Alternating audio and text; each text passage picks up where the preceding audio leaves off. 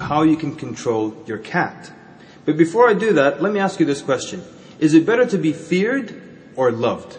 You know, Niccolo Machiavelli, the way he answers this question, he says, it is far better to be feared than loved if you cannot be both. Now we all know from the seerah of the Prophet ﷺ that that is absolutely not the case. It is far better to be loved than it is to be feared. Because when people obey you out of fear only, when the person that's feared is not there, what happens? People disobey. They break the rules. I want to show you this using my cat. I used to have this cat and my roommate used to hate for the cat to go into the bedroom. So the way he trained it not to go into the bedroom is that whenever it went in, we'd start yelling at it real loud so it leaves. But then I discovered that whenever I come home and I start jiggling the keys and I open the door to the apartment, when there's no one at the house with the cat, when I open the door, I see the cat running out of the bedroom and then it pretends that it was just lingering in the living room. So I discovered that this cat, even animals are going to now refute Machiavelli. That this animal, if there's nothing to fear, it will break the rules. It will not obey. So that means it is not good when you're obeyed out of fear.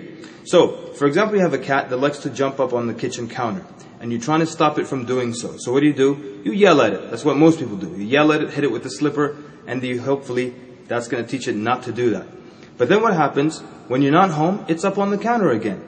So when you use fear as a tactic, it doesn't work when there's nothing to fear. Here's the better technique. You pour water on the kitchen counter. You just leave a little bit of water, and you know cats hate water. So every time it jumps up, it gets bothered by this water, it stops doing that.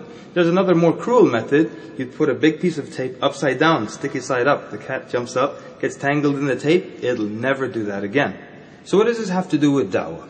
So we're trying to prove that using fear as a tactic is not the best technique whatsoever. An imam shouldn't be feared by his community. A father or a parent should not be feared by his children. And a teacher should not use fear to motivate or to move his students. And the Prophet ﷺ didn't use fear. That means fear is not the best technique. By far, it's not the best technique.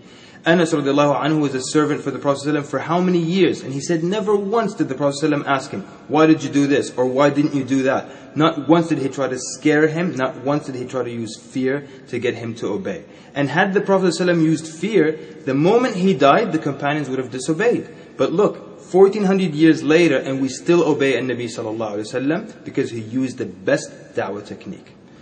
So this has been a Shahada tip, and there will be plenty more inshallah in the next coming course, Shahada, the fiqh of da'wah. Thanks for watching. Wassalamu alaikum wa rahmatullahi wa barakatuh.